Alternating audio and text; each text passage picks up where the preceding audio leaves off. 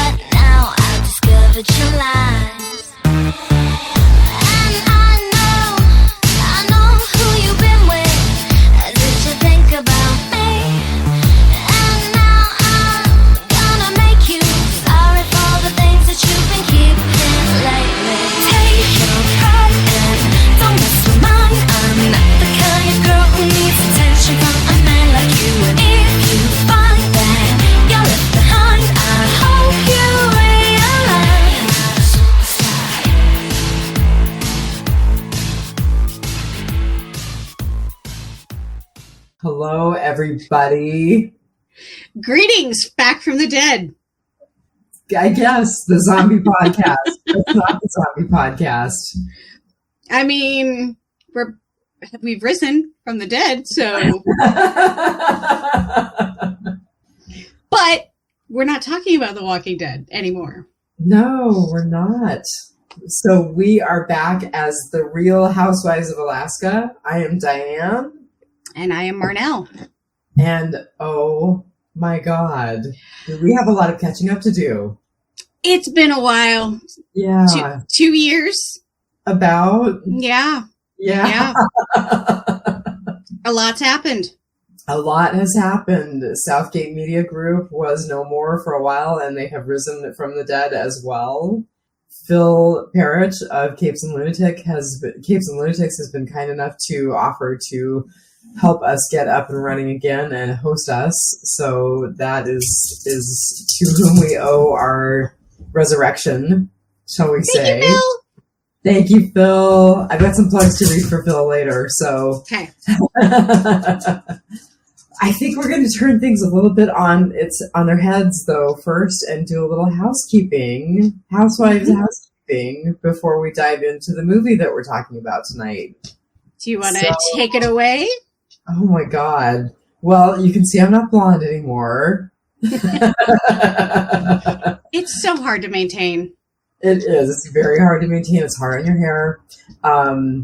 Gosh, my eyesight is not quite as good, and I've gotten a little bit older, but holy cow. I am now a power lifter. I am sort of kind of married already, but the big frou-frou is happening in July. My goodness. I'm living no longer in rural Alaska, but in as urban as Alaska gets. Life has been really crazy for the last 3 years. It's basically been 3 years since I moved back into Anchorage. But it's been very good for you. It's been a lot of good. Yeah, it has been. It's mostly been good. I mean, there have been some rocky shoals to navigate, as you have said about other things that we're going to be talking about. Oh, yeah. But mostly it's been really good. And I have a cold, you guys. I'm really sorry. First one out of the gate, I've got a cold. I swear it's not COVID. I got COVID tested this morning. Because we no longer live in the before or during times. We live in the upside down times. And it just keeps getting weirder. Yeah. So tell us about what's been happening to you over the last couple of years, as much as you're willing to tell. Yeah, so I will say that I am living alone, so I'm even less of a housewife than I used to be. And I won't get into the gritty details of that. They're very personal. It was a very, very difficult time that started a lot longer ago than 2 years. So it just sort of culminated over the past year. And yeah, so I still currently live in my house, looking for a new one maybe. Real estate sucks. I don't know what it's like in the rest of the country, but in Alaska, good luck. That's all I have to say. Good luck. Yeah. So, and I actually also took a different job in my same office. A job was created to be my boss because my boss has too many people under her. And after them putting it out 4 or 5 times and people saying, Marnell, why don't you apply? Why don't you apply? And I did not want to be a supervisor, but I was in some second round interviews for some people who could have been my supervisor. And I went, I don't want you to be my supervisor. I like my supervisor, and the only way I can keep her is if I become a supervisor. So I am now an HBIC. I am a head bitch in charge. So it came with a pretty generous pay bump that I negotiated myself. Thank you very much. It came with a really lame union. Our contract negotiations this year are not going well, but hopefully my salary will bump up to where I can afford to buy a new place all by my lonesome. But yeah, like I'm looking at probably $500,000 for my God. a townhome. Well, I paid essentially a quarter for A duplex. a 0 lot line. Yeah. Kind of a fancy duplex, 2 townhouses stitched together. Yeah. There's a couple of places that are on the market for about $400,000. And then there are condos on the market for like $450,000. And then you have to pay HOA dues after that. And it's just, I should send you my friend's ad for their place because it's really gorgeous and they're asking under 400. Interesting. Yeah. I'll have to send the link to you on Facebook. Yeah, I will be looking to move out before the end of the year, but not really sooner than that. So, yeah. So my life is kind of crazy. Being a supervisor is kind of stressful, but the 2 employees that I have, and luckily I just have the 2, are amazing. So it was a really good way to dip my toes into being a supervisor. Because I've never been one before. I've never aspired to be one. So, yeah. Single, kind of. Not ready to mingle. But, yeah. And so, like, a lot of really, like, bad stuff has happened. A lot of really stressful stuff has happened. But I'm kind of, there's a light at the end of the tunnel. So I'm hopeful and, yeah. You're kind of coming out the other side finally. Mm-hmm. Tell me what's in your mug. Not vodka. So this is kind of an homage to when we guest on any of the Capes and Lunatics podcasts. For a while there, we were doing a lot of guest spots when they were reviewing movies, mainly Marvel movies. But like, I started off with like a wine glass, and like every show we did, I would get a bigger and bigger wine glass until like I just eventually wound up with I think it was a box of wine with a straw in it. And I was like, God, if we do another podcast, I'm going to have to get a kiddie pool. Like, so this, my snarky cup. And I figured I would do a new snarky thing on my cup every time. So I guess watch for that. So I don't drink anymore. That's one of the things that is part of my life now. And I know I sound like I'm making apologies. I was never a problem drinker. It was not a thing for me. It's just not something that I choose to do. But I will tell you today, I would have had a glass of champagne if I'd been in New York. Yeah, this isn't actually vodka. It is the tea from that Asian restaurant that we went to. Very good. It's a Korean tea. It's ginger and cinnamon sticks and brown sugar. It's fucking delightful. And it's in my TST mug. Oh, awesome. We have to re-watch that movie and re-podcast that movie.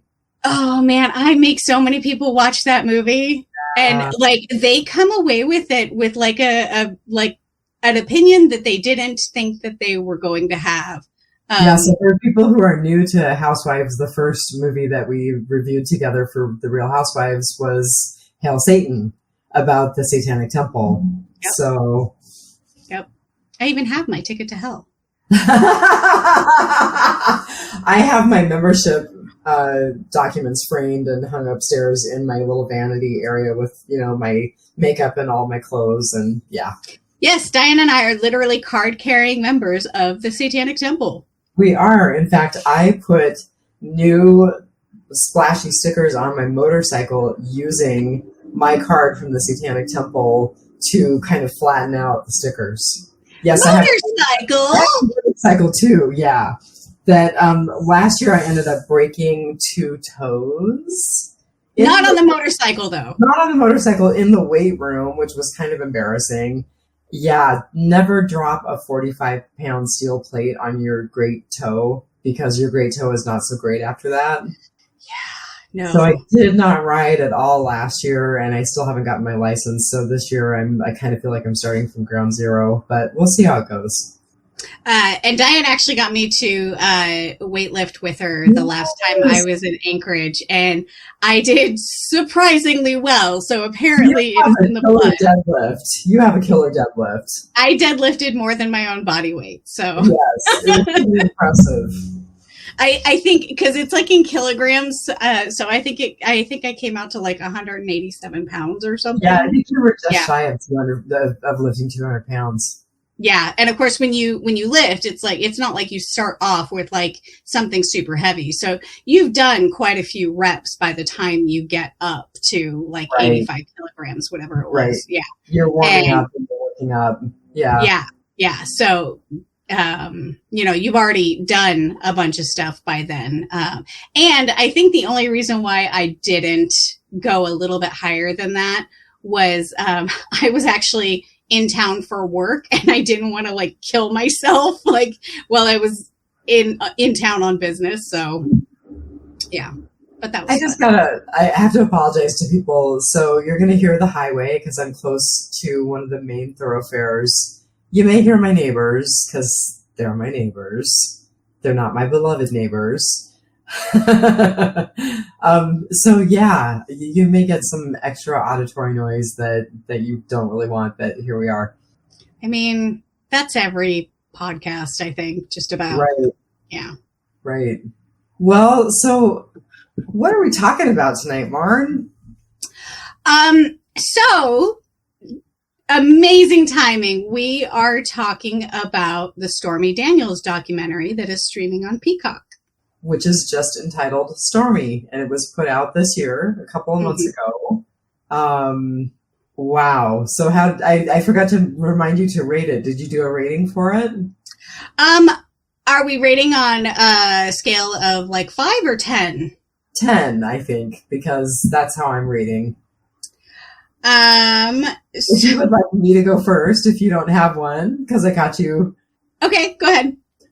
I am giving it 34 of only the best convictions out of 10.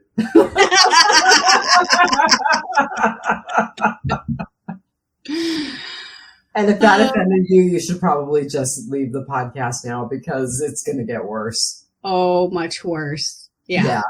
Yep. Seriously, 34 out of 10? No. I just felt like that was perfect. It was perfect. It was perfect. I saw a joke today that said we should start calling him 34 instead of 45. Yes. No, my original rating was 8 out of 10 shitty betrayals. Ooh, good one. Yeah. So I rated it a 7.5 orange hobgoblins. Oh, I love that. That's how she referred to him. And I think that was really the only time she insulted him. Yes. I think so. Yeah, and it was when she was going through some marital strife with her ex-husband. So she deserves to be a little snarky at that point. Yes, in the words of our mistress and savior, Stormy Daniels, the orange hobgoblin. Look at that really handsome dog yawning behind you. Yeah, now everyone gets to put a face to the barks and the clickety-clack. Oh my God. I'm kind of surprised that the clickety-clacking here has settled down. I also have far fewer dogs than I had when we were podcasting previously, so... That is very true. And Marn's got one of them, so... Which is him. That is Dexter. That's formerly my nephew dog, now my son dog. Named for the serial killer, of course. Yep. Well, so do you want to dive right into our director? Sure. So our director is a gal named Sarah Gibson, and her IMDb page said that she has put together several documentary features as well as series. And she's really well known for 3 movies, Fed Up, IOUSA, and Small Town Gay Bar. Have you watched Small Town Gay Bar? I have not, but I have seen Fed Up. Fed Up was really good. We may have to do a Sarah Gibson binge then, because Small Town Gay Bar is one of the best documentaries I think I've seen, like, ever. I really liked it a lot. So we may have to do that one, and it sounds like we may have to do Fed Up as well. I would be amenable to that. I've been kind of looking for something for us to podcast in the future. So, yeah. I was going to tease you and tell you that the next movie that we had to do was the Garfield movie, because that was the movie that Rob's kids decided we were going to on Friday. And you know, some sainted person, not once, but twice, pulled the fire alarm, so the movie got canceled. Some sainted person, and her name starts with Dianne? I know, right? I mean, Rob was asleep by the time it happened. The kids were awake and watching the movie. I was trying to figure out how I could get comfortable enough to fall asleep. So I swear to God, I swear to Satan that I didn't pull the fire alarm. But all I have to say is that the person was doing the Lord's work. That's hilarious. So we're actually not podcasting Garfield the movie, but I really wanted to tease you and tell you that was what we're going to do next. I was actually just at the movies. I went and saw Furiosa. Yeah, we saw Furiosa 2 days later because that was the movie we really wanted to see. And the person I was with was like, who asked for another Garfield movie? Apparently 3 peri-adolescent people that are now in my life. Yeah, Garfield. So terrible. Oh my God. Another new development, stepchildren. I know, right? 3 stepkids, you guys. Who would have thunk it? Diane's a wicked stepmother. I am a wicked stepmother. Wicked, by the way. We'll have to podcast that when it comes out. Yeah, we will. Yeah. All right. So I don't really have a lot more to say about Sarah because I told Marnell, I was like, I'm just so ready to get this first podcast done that I'm kind of spitballing some of this stuff. So here we are. I read a little bit about Sarah Gibson. I didn't read a ton. Kind of the same. All right. That makes me feel better. So do you want to tell us who our asshole of the podcast or the week or the hour or what? Yeah, so we used to do a featured cast member, and since we're doing a documentary, he is not a cast member, and we're kind of featuring him because he's the standout asshole, I think, in this story, which is surprising considering the subject matter. Yeah. So it relates to your rating. Michael Avenatti, the former lawyer for Stormy Daniels, who is now... When you said his name. What's that? I said I just got chills when you said his name and not... like a goose walked across my grave chills. Ugh. Oh, so, I mean, if you didn't know going into this, like what happened by the end of this, like he looks like like the savior of the hour. He is your white knight in the beginning. He looked like the savior of the hour when all of this first started. I mean, he was so heroic and charging into the storm, no pun intended. I mean, he threw his hat in the ring for the presidency at one point. I mean, I would have voted for the guy. Yeah. Yeah, I mean, this guy has a really storied history with kind of being the champion of the little guy. And so, I mean... Or so we thought. He's got a lot of heavyweight cases under his belt and a massive resume with politics and business. And, I mean...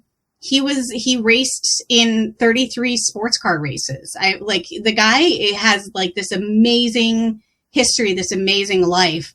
And to find out that he is now serving 19 years in prison for, extortion, fraud, theft, tax evasion.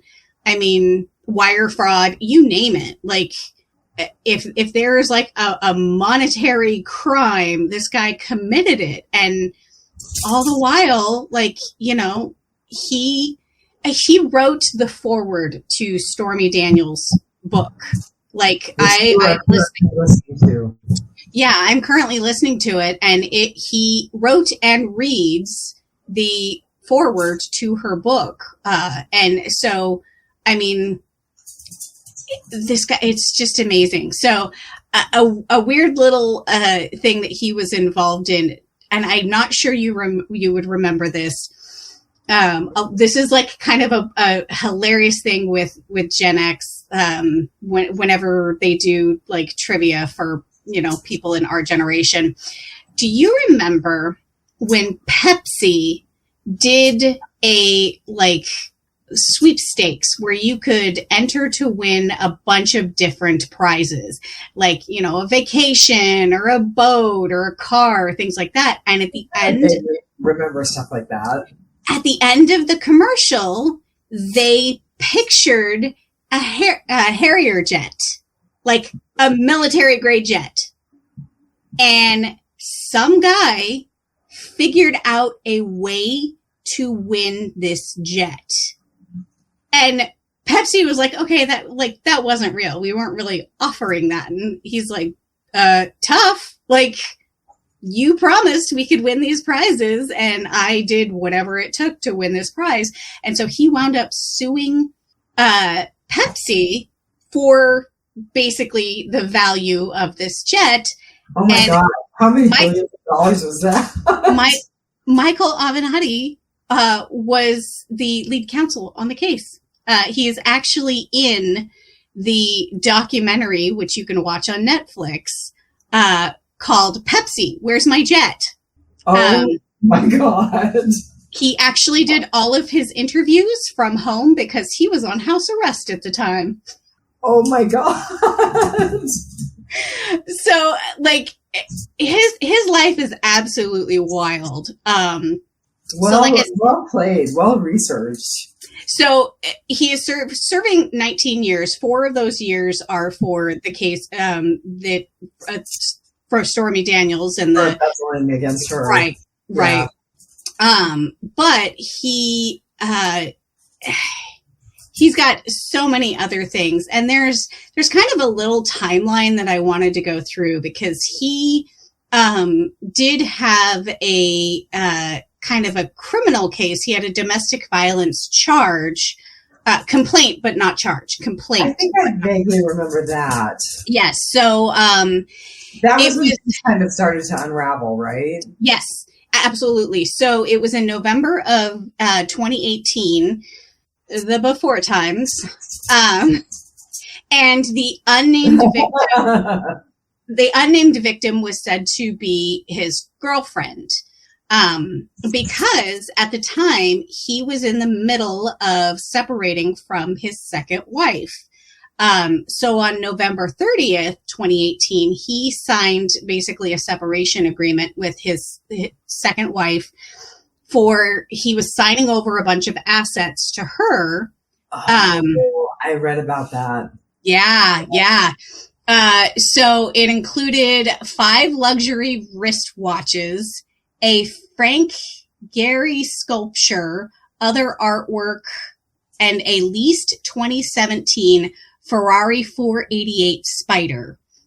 He also tried to sign over their 2015 Honda private jet, but the feds actually confiscated that during his tax fraud case. So, can I just say that it doesn't seem like a very good deal to get a leased Ferrari? I mean, could you imagine the balloon payment at the end of that lease? Oh my God.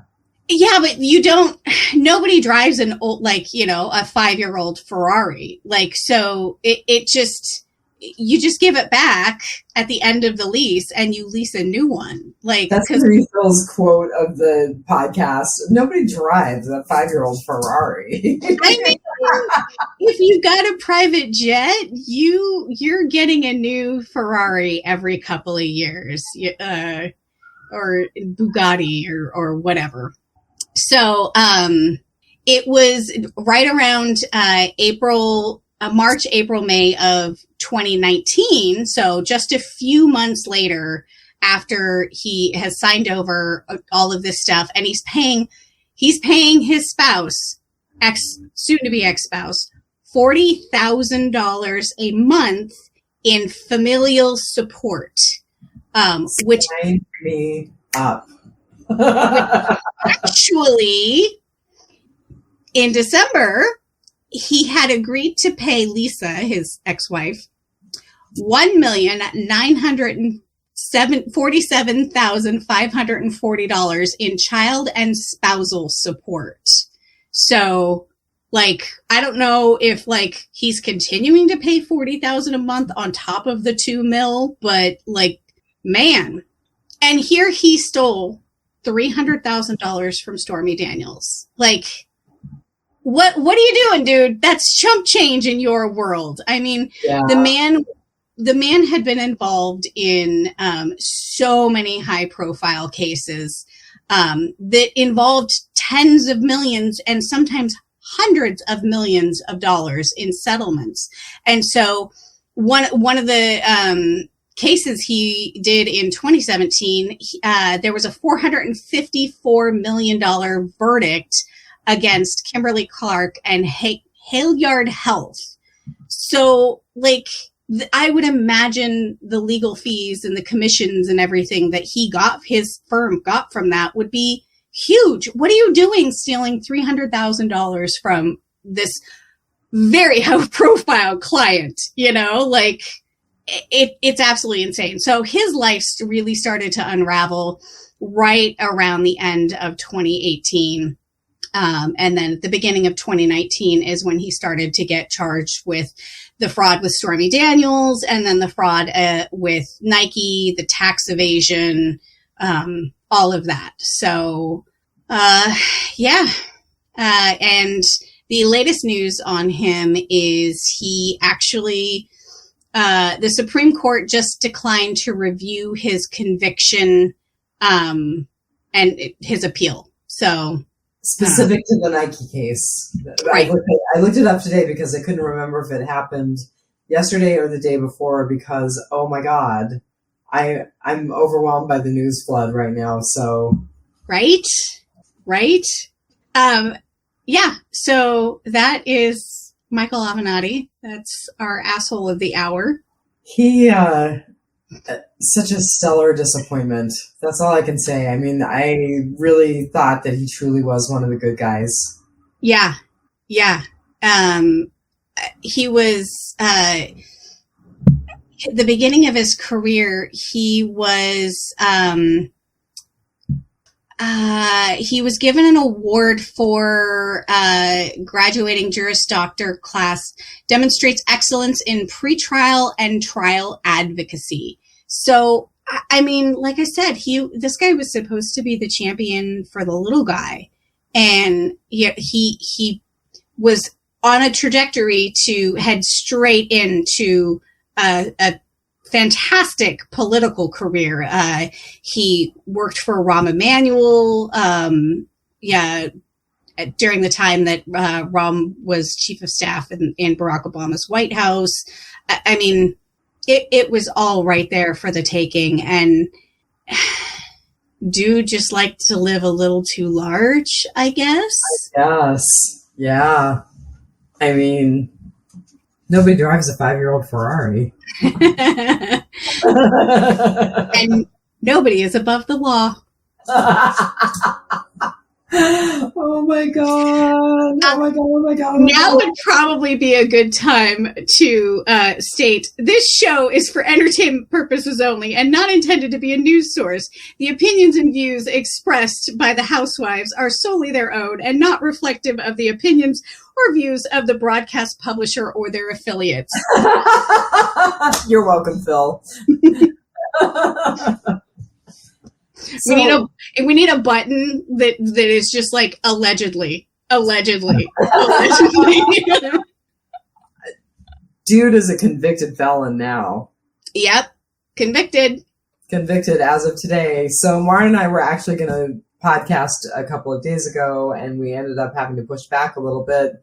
And oh my god, the timing couldn't have been better. Score 1 for the procrastinators. What do you say? I mean, I don't even know what to say. I am one of the people who is stunned that the verdict actually finally held Donald Trump to account. Same. I mean, he is having a tough year with the E. Jean Carroll loss twice, right? Yeah, twice. Yeah, twice. And now this 30 from $5 million to like $89 million because of his defamation losses. Yep. So yeah. Yep. And you know, this is definitely, I have to say, this definitely is not the end of this case, let alone all of the other pending cases. Right. Because this is just going to get dragged out into appeals. You know, this is going to get appealed to death. It's going to stretch out for years and years. His lawyers aren't going to get paid. Yeah. Because, I mean, I guess he only pays people when he wants them to stay quiet. Or if he's winning. Yep. So I have a lot of feelings about it. I mean, I didn't even care about this case. I still really don't. The only kind of thing that I care about is the Stormy Daniels portion of the case, which we'll get into. I gotta interrupt just for a second. I actually have a little bit of pity for Michael Cohen. I really do, because he was a crook. I mean, like they said when they were doing closing arguments, they didn't go to the witness store and pick him out. He's not the person they would have picked to be their primary witness if they had been able to stop off at the witness store and get a good witness. But I feel sorry for him. I feel like everyone in Trump's orbit just hitches their wagon to him so that they can, you know, move up in this world of money and politics and infamy and whatever. And like, I don't think Cohen's a good guy, but like he's not a monster. So yeah, I kind of feel sorry for him, but I just feel like, you know, he gave up a lot, and he chose to give up a lot. He chose it, but he gave up a lot to hitch his star to Donald Trump, and look at where it got him. Landed him in prison. Yeah.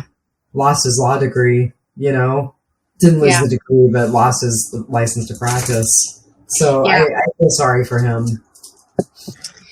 Yeah, a little bit. Just a little bit. And of course, like we're going to hear from him and everybody else until the end of time with everything that is going on. But like you, I'm completely stunned that the verdict came in so quickly.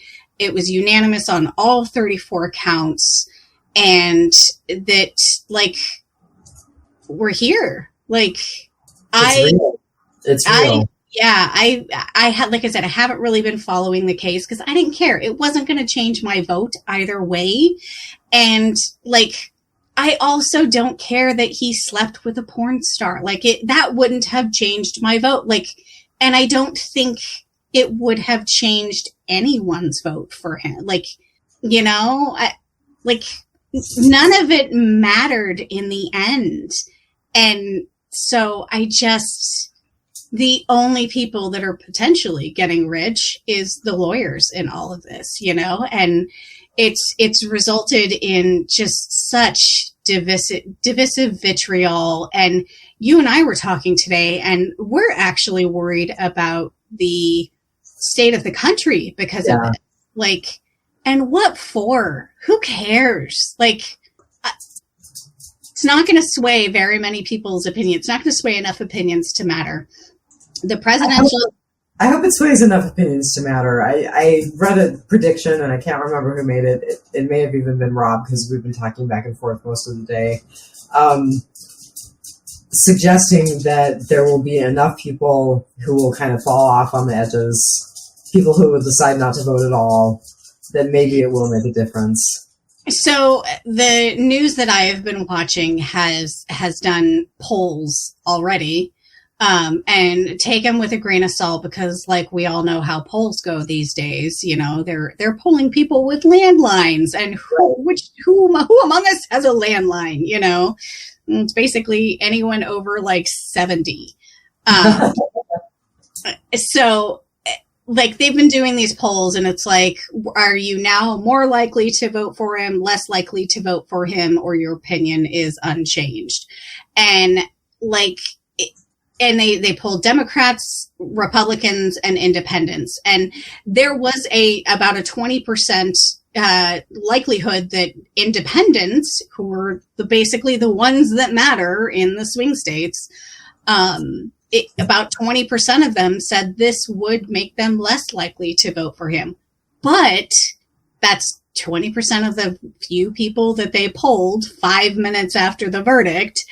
And our elections come down to between 3 and 7 states voting, you know, like the rest of us are just casting our ballots symbolically. It's between 3 and 7 states. The last election came down to 45,000 votes, and it only mattered in those states. So I don't think it's going to matter. I hope it matters. I don't know. I've taken to listening to George Conway. Do you know who George Conway is? Yes, I have been reading his tweets today. Kellyanne's ex-husband. Yes. He has a great podcast called George Conway Explains Everything to Sarah, who is the publisher, Sarah Longwell, I think her name is, the publisher of The Bulwark, and I've really been enjoying the heck out of them. And I'm like, we do live in upside down times, because me saying I'm willingly listening to George Conway's podcast and enjoying it. I mean, dude is an active member of the Federalist Society. I mean, come on. Right. But here we are. Anyway, he actually predicts that the appeals will probably be done within the next year, and that that he really feels like the case is really tight, that there really are not grounds for appeal. And he's an attorney. He's an attorney by trade. Yeah, I think the closest thing that I saw in the news that I've watched is this was about the fraud committed in a federal election, and they tried it in state court, and that could be something that they could appeal. And I was like, I guess, you know, but I mean, 34 counts, unanimous vote in what, 2 days of 11 hours. Damn. Yeah. Yeah, I know they got the instructions yesterday and they had to read 55 of the 110 pages of jury instruction. And so that probably took up a lot of time yesterday. So yeah.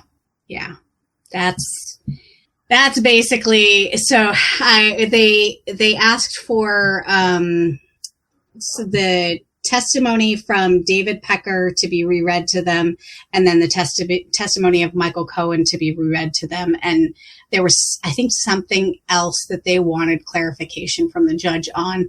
And so I think they basically got into the room and went in, does anybody have, and they had that. And then they all took a vote and went, okay, what are we going to do for the rest of the day? That's crazy. Yeah, 11 hours.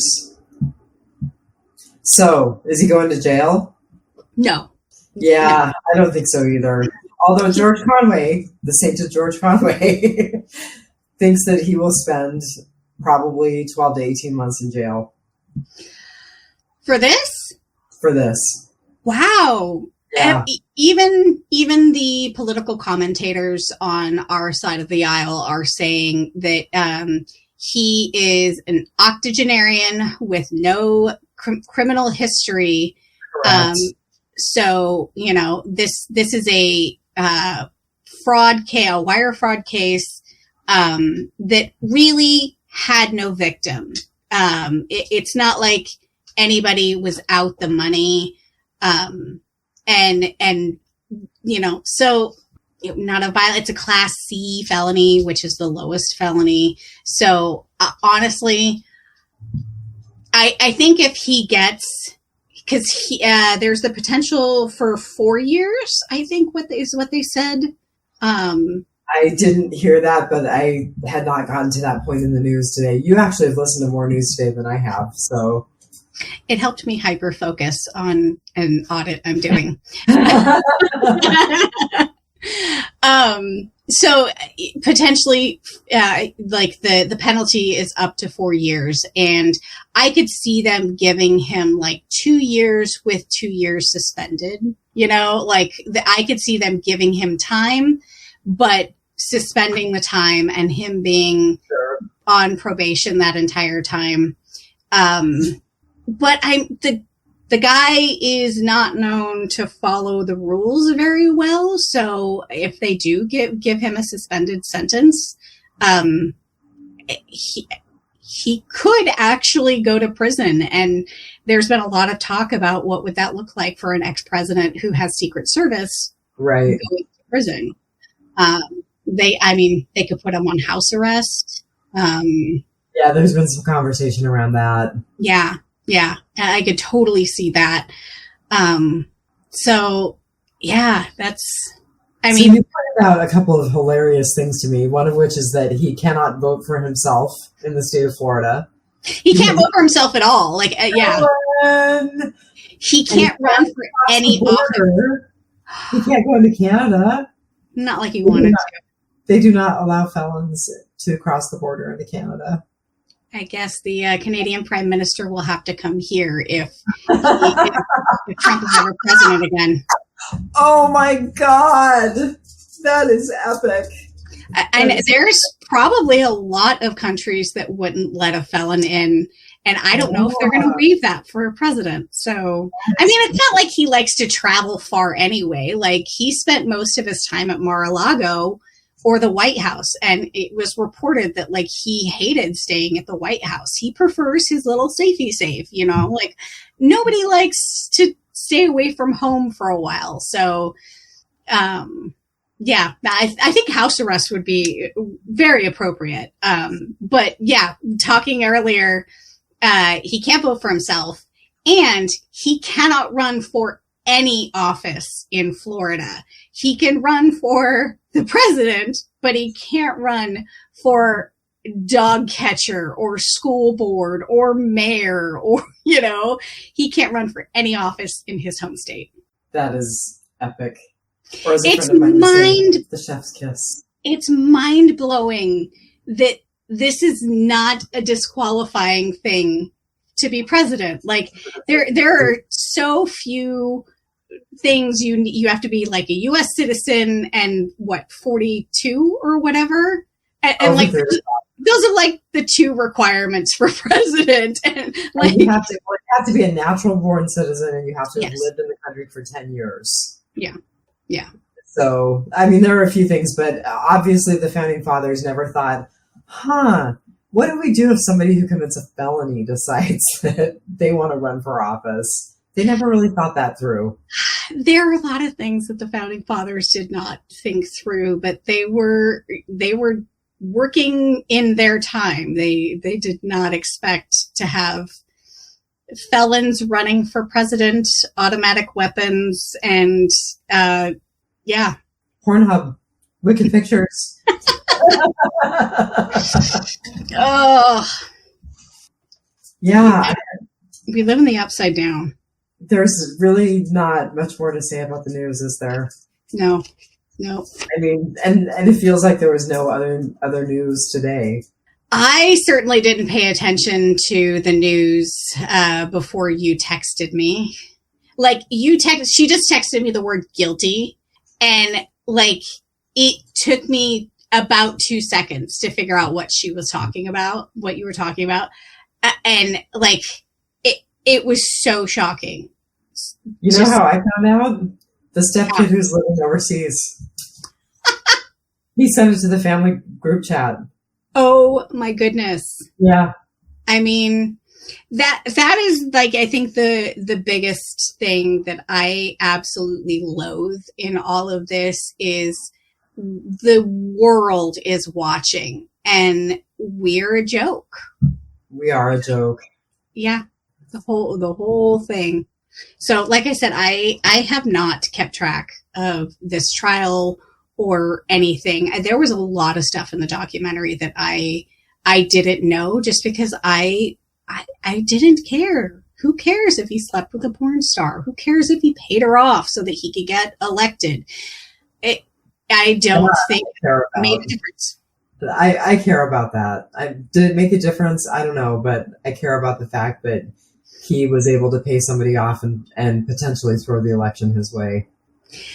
But I don't think it, and so here's the thing. I don't think it threw the election either way, but if it had, would I have cared? Yeah. So it's kind of like no harm, no foul, so no crime. But that's not the way the world works. There are so many other things that we should be focused on. There are so many other criminal elements that I think, we've got bigger fish to fry than paying off a porn star. Well, maybe it's just the start. The first domino. Oh, yeah. Well, should we finally get on to talking about our movie a little bit more? I think so. You saw me pull my notes out. So we decided that we were going to pay an homage to our old podcast fighters and to Jeff and Kirk and use their system of rating the good, the bad, the ugly. Yep. So do you want to go first? Sure. So what was your good? My good is that this documentary served to humanize somebody that has been lamented in the press. Like she said in the beginning of the documentary, that her name is always porn star Stormy Daniels. It's never just Stormy Daniels. It's getting better, but she is always just maligned for her line of work. And I absolutely hate that. I didn't really know much about her before this because her porn was not my, cup of tea, and I didn't care to know about the case. So, like I said, there were a lot of really shocking things that I learned in this, but this allowed her to tell not just her story around what happened, but her story of her life. and we got to know that she was a, victim of abuse when she was 9 years old. And, she, has gone through, a couple of marriages, and, she is the sole provider for her family. And, she is an amazing mom. Her world stops for her daughter. She loves horses, and even when she is in the wrong, she is willing to own up to it. And even during her divorce from her husband, she's like, he's a good dad. And this really humanized her a lot. And I told you when we did our first watch and we talked about it, this was a woman who was dropped on a rudderless ship and told to steer around a reef in shark-infested water. Absolutely. And I mean, to everyone's surprise, she's doing it. And watching her do it in this documentary, and the tears and the exhaustion and everything, it served to humanize her. And she didn't ask for this. This is something that was done to her. She was dropped on a rudderless ship. She didn't ask to do any of this. And, she's having to deal with the fallout for that with her career and, her family, and the threat of violence that she's gone through. And now the harassment from one of the most powerful people in the world. And who would not cave under that pressure? I mean, the strength that this woman has. So I mean, us being the feminists that we are, I love a strong woman, and this woman is a strong woman, and she was strong before this. She was the second highest paid director for porn. And now she is going into mainstream movies. She just has so much drive. I admire her so much. And like I said, I didn't know anything about her until I watched this. And so, yeah, my good was Stormy herself and the storm that she weathered. Sorry. What's that? I think the thing that impressed me about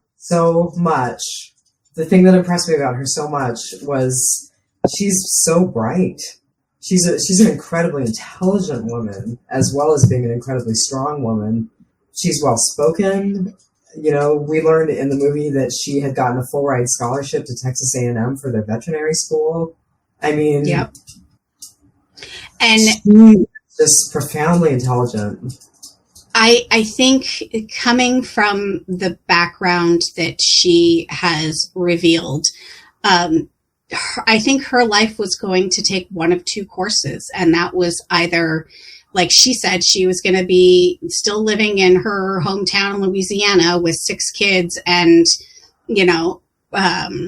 like going nowhere, or, it made her stronger. She was forged in this fire of her childhood, and it made her independent. It made her strong. It built her to weather this. And yeah, she's amazing. She is. And I'm worried about her now too. I worry about her in the wake of this verdict. Yeah. I don't think that the harassment is going to get any less. I've been on Stormy Watch on her Twitter, and she has not tweeted about it yet. So, and yes, I'm still calling it Twitter. I'm dead naming Twitter. Sorry. So I use Threads if I'm going to use anything. I do go on Twitter maybe once every couple of weeks. Thank you, Phil, because he's asked me to revive our Housewives Twitter, and I haven't figured out how to jailbreak it. I never did save the password. Anyway, I have not seen her put out anything new on either platform. So, Speaking of social media platforms, this is a day where it would almost be worth being on Truth Social. Can you imagine the shit posting going on that right now? Oh my God. I cannot wait until the few people that I follow on TikTok who I know are going to make TikToks about this. Like, I know that they have True Social, or they have people on True Social that send them stuff. So, like, yeah. You know, as my TikTok curator, you are obligated to send me good TikToks about this. I definitely will curate your very own FYP. Excellent. Excellent. So what was your good? So I am going to tell you that my first thing that I wrote down was, is there a good? She told her story, but at what cost? And then I decided that the good was Clark Brewster. And he's the guy who became her attorney when Michael Avenatti screwed her over. Yeah. And to this day, he has still not taken a dime from her to represent her. And he seemed like a genuinely compassionate person when they interviewed him for the film. Yeah. Although there was part of me that was like, is this just going to be another person who betrays her in the long run? I can't imagine how hard it is for her to trust anybody, you know, like her own mother. Like, oh, we will go there. We're going to go there because that was appalling. Yeah. But I mean, how she can like pretty much trust herself and her daughter. Like, I don't even think she can trust any of her husbands, ex-husbands, anything. Like, yeah, I don't know. I wish her the best in her new marriage. I just wish her the best. Yeah. She's been through a rough go. She deserves. So what was your bad?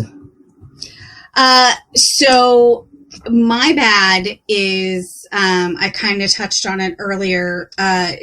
Like, she has suffered at the hands of one of the most powerful people in the world. When she goes on tour, because she still strips, and she also does comedy tours. And she has security at her shows, and people show up to her shows with knives and guns. And like, I can't imagine the stress of that. And then her crossing into the Canadian border and them running her name, and all of a sudden having 17 charges for assault on her FBI record that were not put there by the FBI, but are on her record somehow. And the way she was targeted by the police in Columbus. Right. Yeah. I mean, she won a $450 settlement, and those police were fired. But $450,000. $450,000, yes.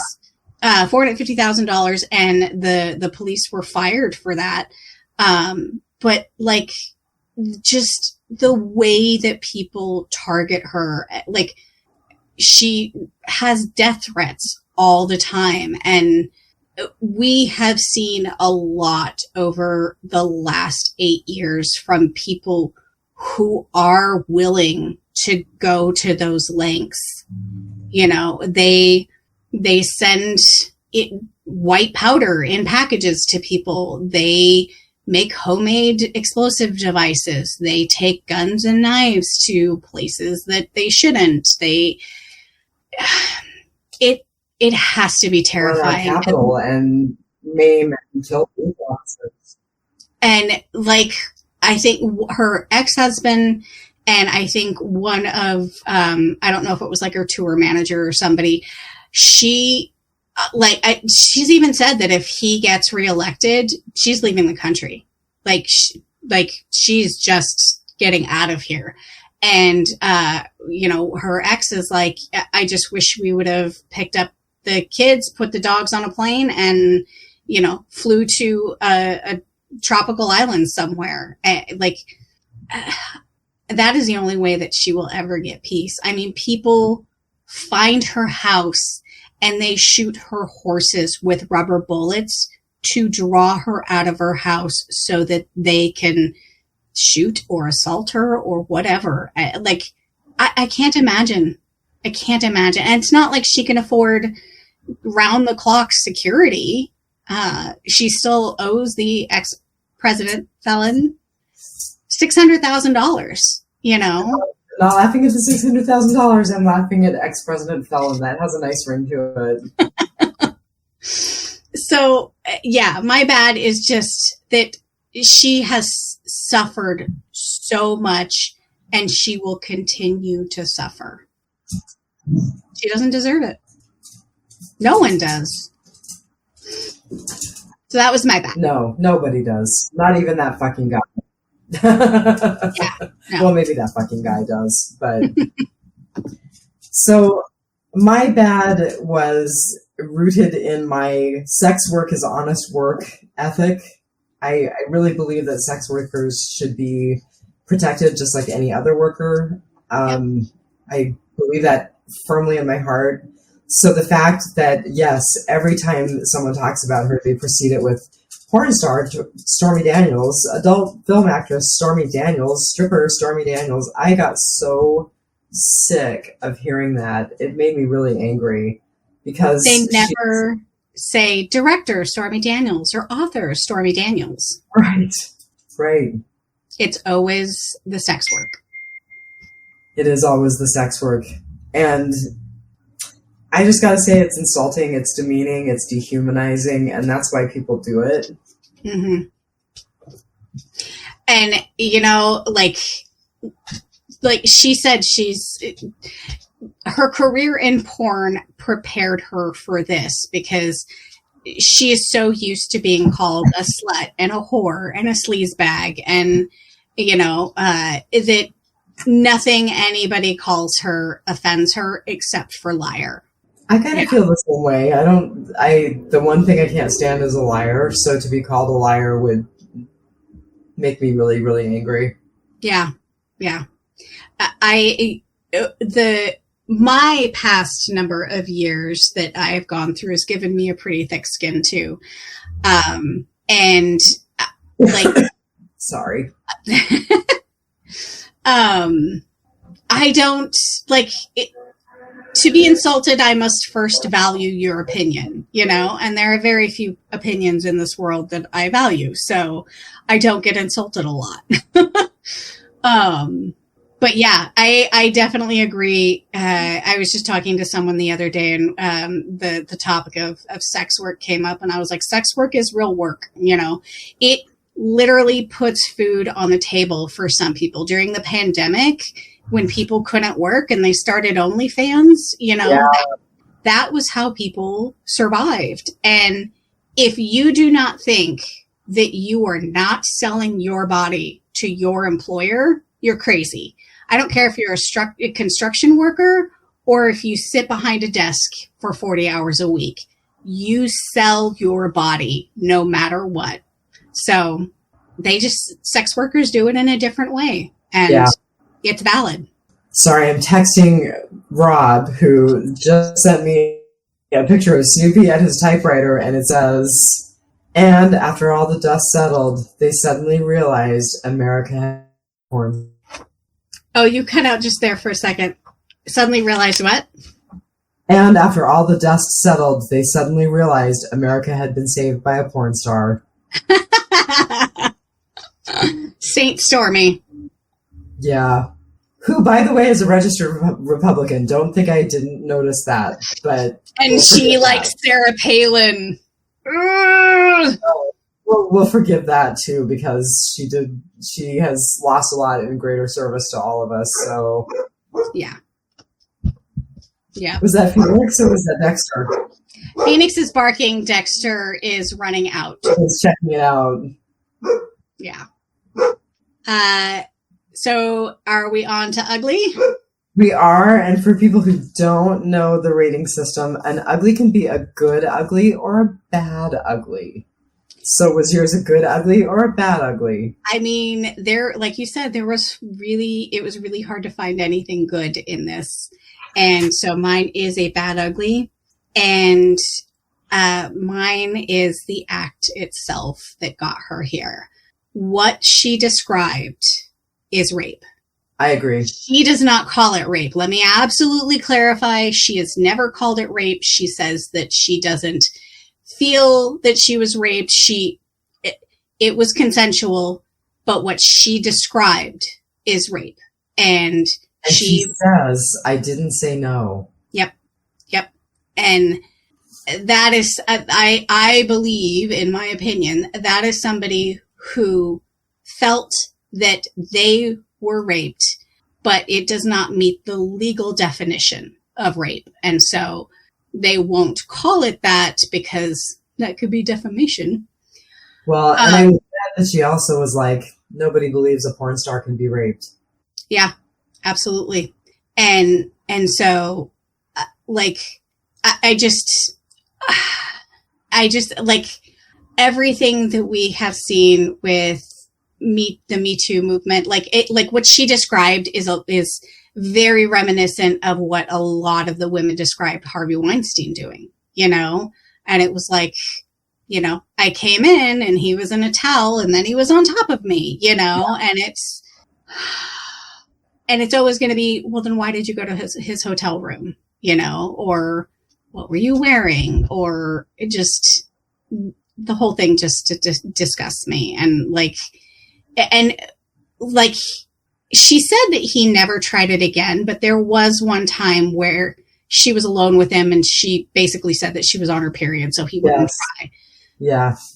And, like he just, everything that he has been accused of and never convicted of, but he has lost some civil cases to, like, this man was our president, and what she described was rape. And he can't deny it that he slept with her. In fact, there was a tweet that they showed that he basically confirmed that she was telling the truth. All this time he's like, oh, like, I would never sleep with her. She's has a horse face, she's ugly, blah, blah, blah. And he basically confirmed it in a tweet. He and she even tweeted back to him that was like, thanks for confirming everything that I've been saying all along, and yeah. And she was just supposed to be another notch on his belt. Like that seems to be all he cares about. That's why he didn't pursue a relationship with her. And there was even another escort or porn star that so she was, I think she was a playmate, or I think she was featured in Penthouse. And I mean, it's literally McDougal. Yeah, he's trying to build up his numbers. He used to call in to radio shows and brag how he slept with Madonna, and yeah. Which, frankly wouldn't surprise me, but ew. Yeah. I have to respect her when she says I wasn't raped, but I agree with you. I think she was raped. Yeah. Yeah. Well, not legally definable. The description she said was rape. And it's gross. Like, he's gross. Yeah, he is gross. Grosser by the day. He was our president, and he could still be our president. Yes. While he was convicted on 34 counts today, he could still be our president on November 6th. Yep. So. Well, that's a terrifying statement. Well, that was my ugly. What was yours, and was it good or bad? So mine was also bad, and I just have to say that her childhood was so fucking triggering for me. I don't think either of us has ever, really disclosed a lot about how rough our own backgrounds are, but we have some pretty significant trauma in our backgrounds. And both of us have a shockingly high ACE score. And we're laughing, which shows how perverse we are. Yeah. Because who doesn't laugh when they have a high ACEs score? Right? I mean, only those who aren't here anymore. Yeah, exactly. Yeah. But I mean, when we found out that she was molested by that neighbor when she was 9, and she said, "No one ever helped me," I was like, damn, I know that feeling. And not only did no one help her, but because she said her mom made her lie about it so that she wouldn't be taken away by CPS, nobody believed her. They thought she was a liar because she had to say, no, he didn't, after she had said, yes, he did, when other girls came out about it. And, speaking of the mom, that interview that she did for Penthouse, and then the fact that she called and left that horrific voicemail on Stormy's voicemail, oh my God, that was very triggering for me as well. The thing that she said to her about, I gave you those pretty titties. Yes, that is what I'm looking for. I am looking for that quote. That so disgusting. Yes, I gave you those pretty titties. You just had a doctor make them a little bigger. Yeah. Ugh, I literally wrote, ew. That's exactly what I wrote too. But you were talking about her being dumped on a boat without a rudder and told to navigate a rocky shoal in shark-infested waters. Her childhood set her on her trajectory. Yeah. And I'm not saying, I know that I just said sex work is real work, and I get angry when I feel like she's being devalued by porn star Stormy Daniels. So I understand that I'm kind of talking out of both sides of my mouth, but it's also sad to me that a woman who had a chance to go to college on a scholarship and get an education did not choose that for herself. So she talked about how, she made a lot of money very quickly, yes. On her looks. And given how she grew up in poverty, yes. I can see how that would draw her in. And I think a lot of people, not just women, who have sexual-based trauma from their childhood, a lot of them do go into some sort of sex work because it gives them a feeling of control. It gives them a sense of control around the trauma. And so it's nothing that I think is bad, because sex work is real work. And, through no fault of their own, they were traumatized in this way. And if that gives them some sort of sense of control over that trauma in their life, then who am I to knock it? It's interesting that you say that, because I was reading a book by Tristan Taormino, who's also an adult film actress, and she was writing about kink. And she said that she feels like acting out kink can help rewire neural pathways in a healthier way. Yep. Which I think is a very interesting idea, and is very, very much related to what you just said about retaking control. Yep. I mean, there's a reason that there's a stereotype of very high-powered men being submissive to dominatrixes. It's because they have so much control over the rest of their lives. They need a safe place to let their guard down and be out of control and submissive, and to give control over to somebody else. So, there's a reason for the stereotypes. And yeah. Well, that wraps up the goods, bads, and uglies. Do you have any notes for the film?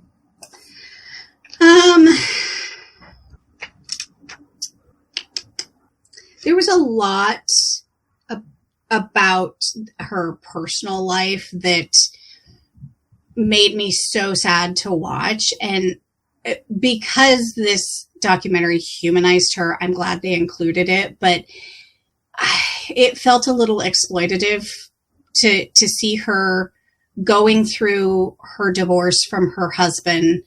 And when he didn't put the daughter on the plane, and Stormy thought that he had fled with her daughter and she wasn't ever going to see her again, and writing her a note and hiding it in her bed and curling up in her bed and crying, and then she's over in London doing Pierce Morgan, and,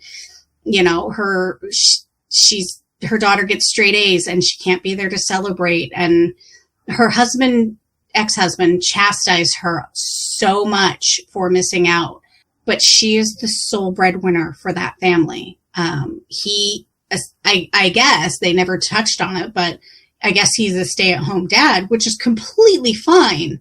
But when, she owes $600,000 to a president and $300,000 is getting stolen by her lawyer, she's got to be out on the road and strike while that iron is hot, like she was packing him in with her on the road show, and, the tour, the book tours and the interview tours and things like that she did. That's where the money came from for your lifestyle, dude. Like, so it just... I got the feeling he was a musician, although obviously not a hugely successful one.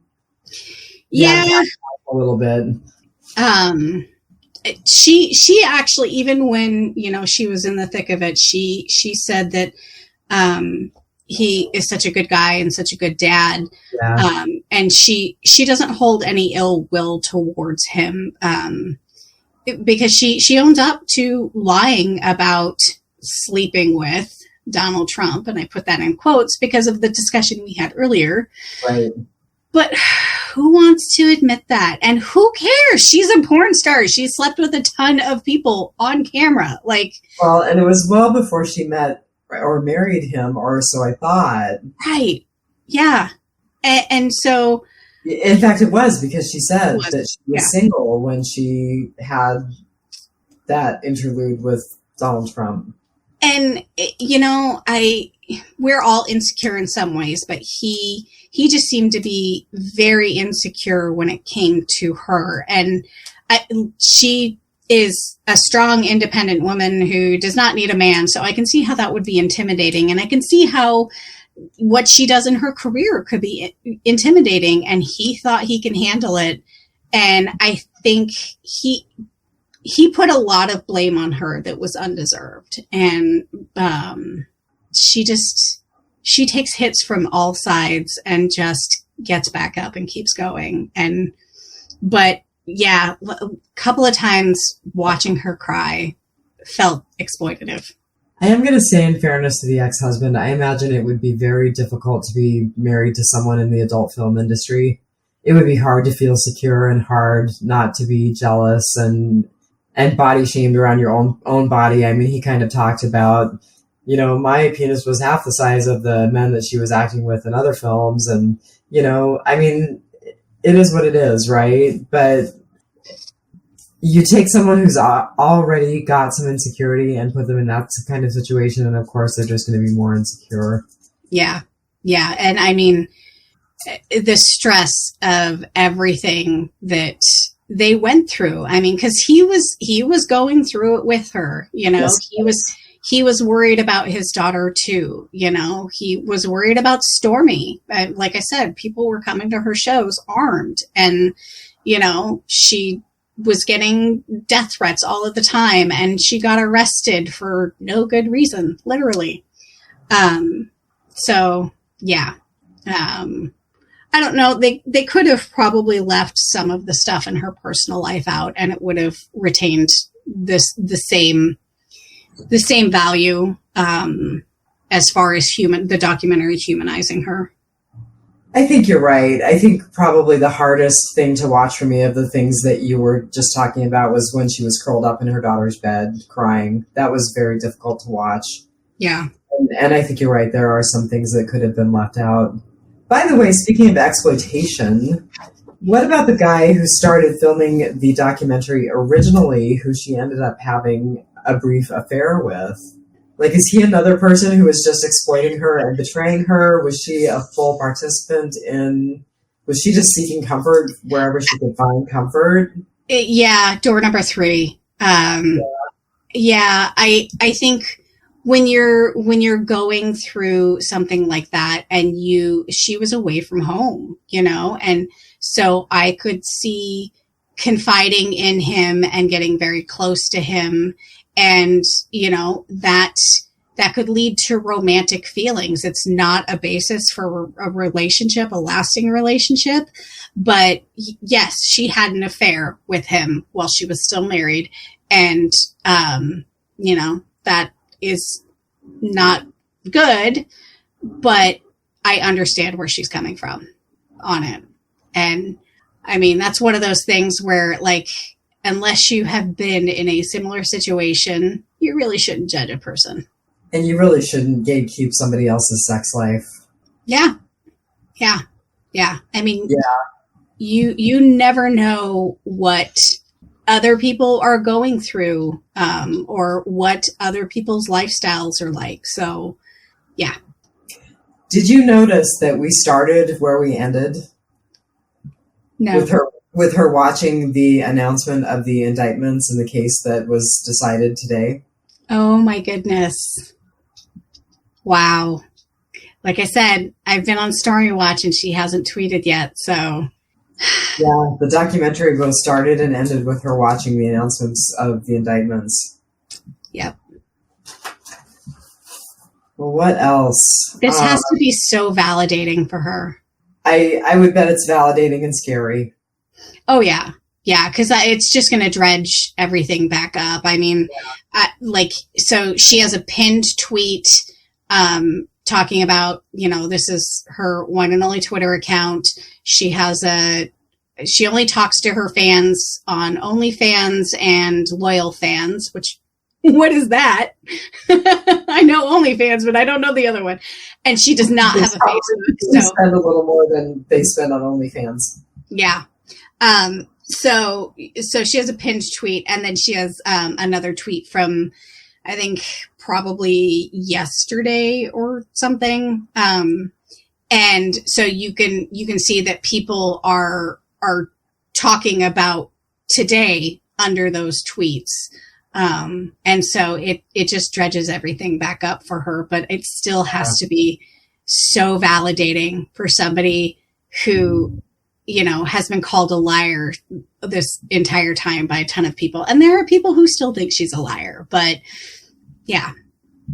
I have to tell you, seeing Seth Rogen and Jimmy Kimmel, I felt like I gained a huge appreciation for Seth Rogen after Preacher, we did Preacher, because that was so great. Yeah. But I just felt like I had a whole new appreciation for the both of them, and the way they spoke of her very respectfully. Yes. And they seem to, I mean, she was cast in a role of a stripper in the Seth Rogen film, but he seemed very respectful of her and what she does, her craft.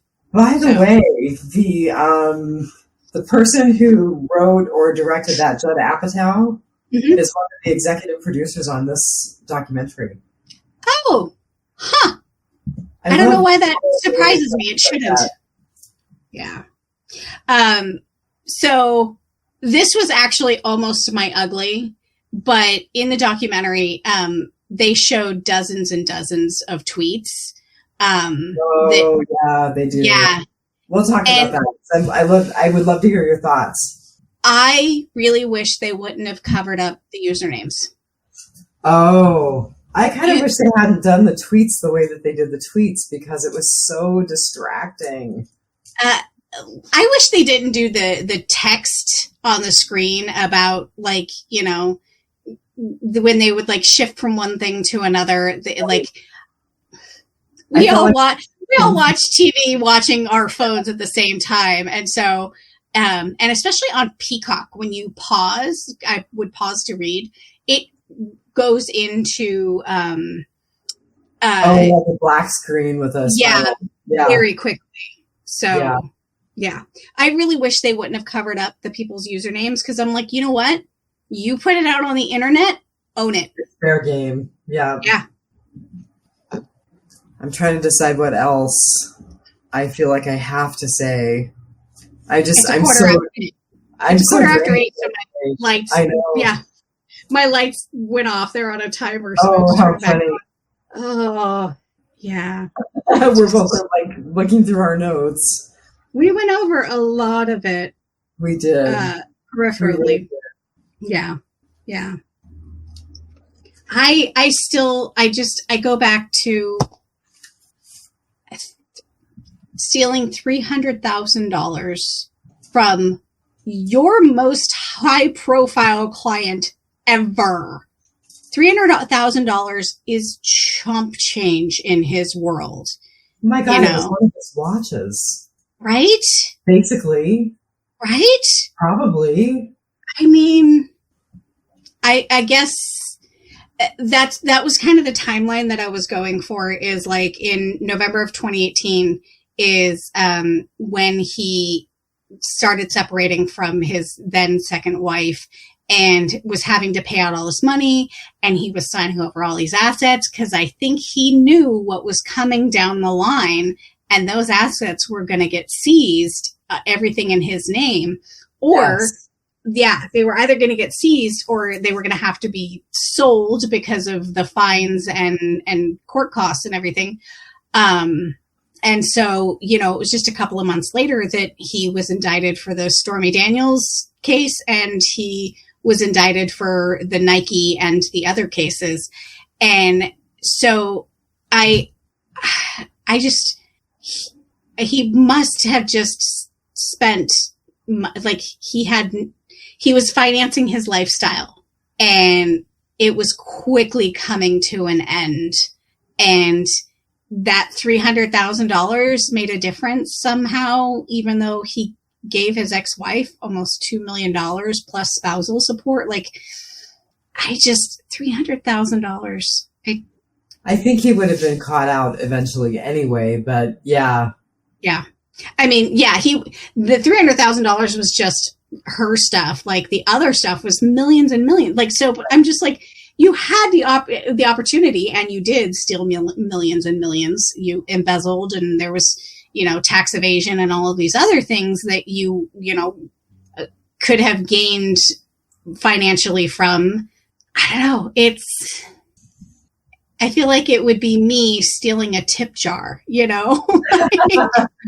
then getting in trouble for it, like stealing a tip jar, and then losing your job, losing my job, and getting my name in the paper, and like people for less than what I would make in 2 hours of my regular work.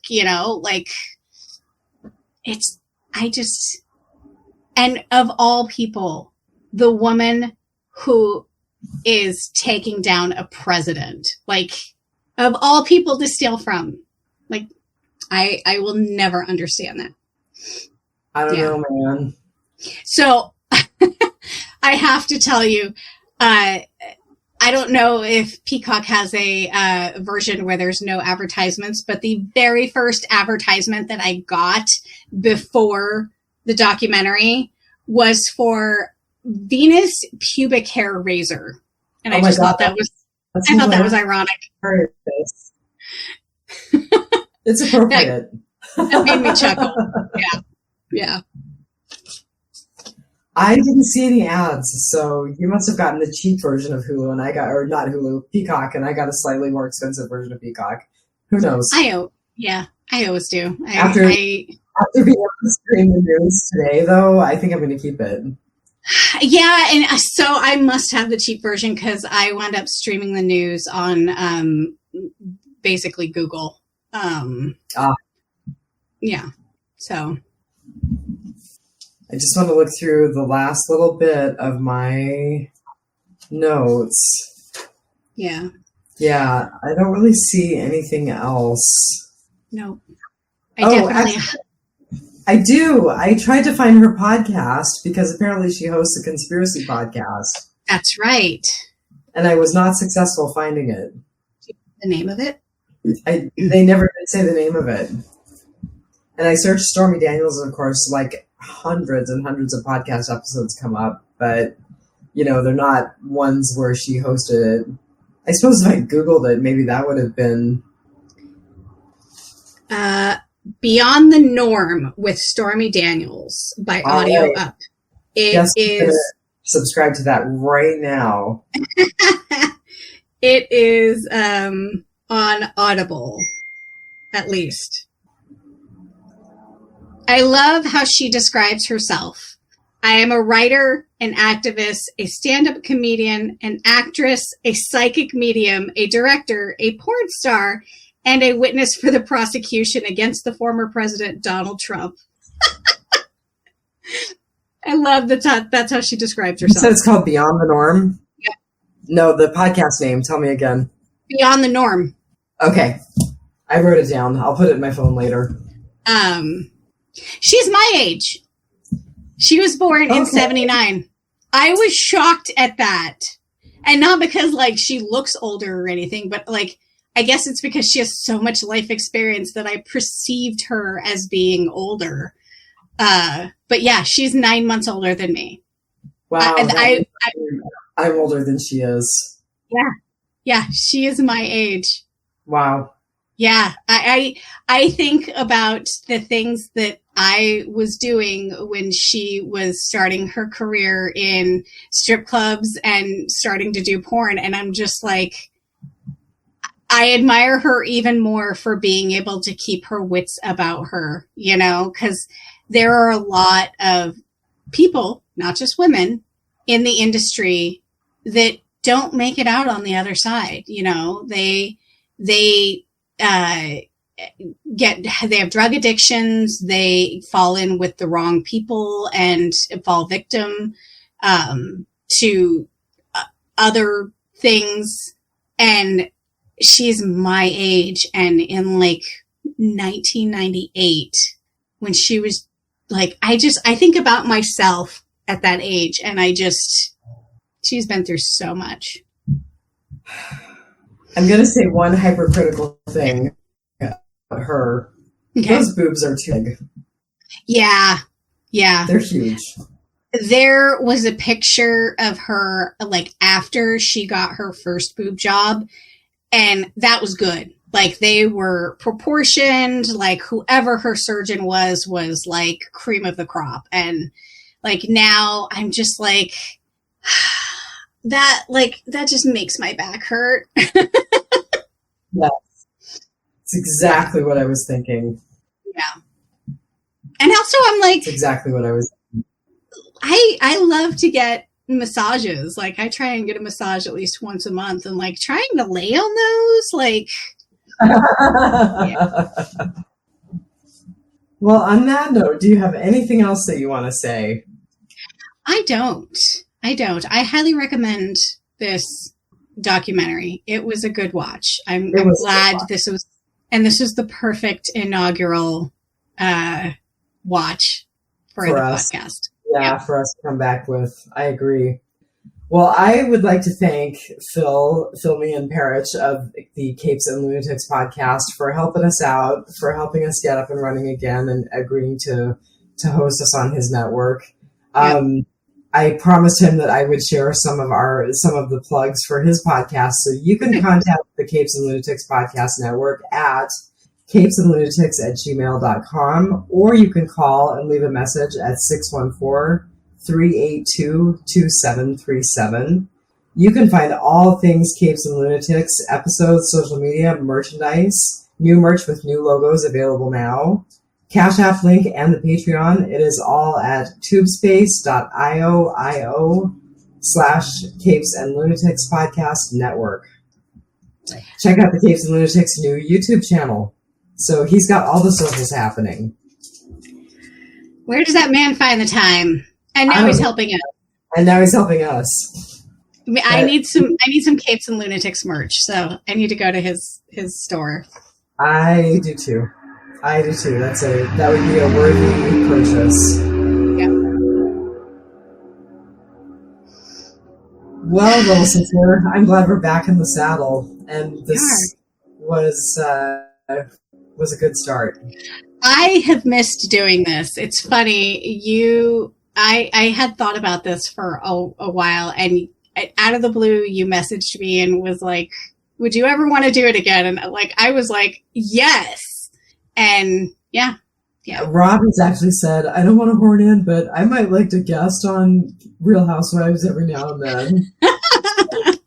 So we may have a Real House husband. There you go. Well, I guess then until next time, and we think we're going to be podcasting 1 to 2 times a month. Yeah. Until next time, we will say thank you, Phil. Thank you, everyone who's listening, and please like us and share us with your friends. Yeah. All right. And on that note, Have a great night. Bye, guys. Bye.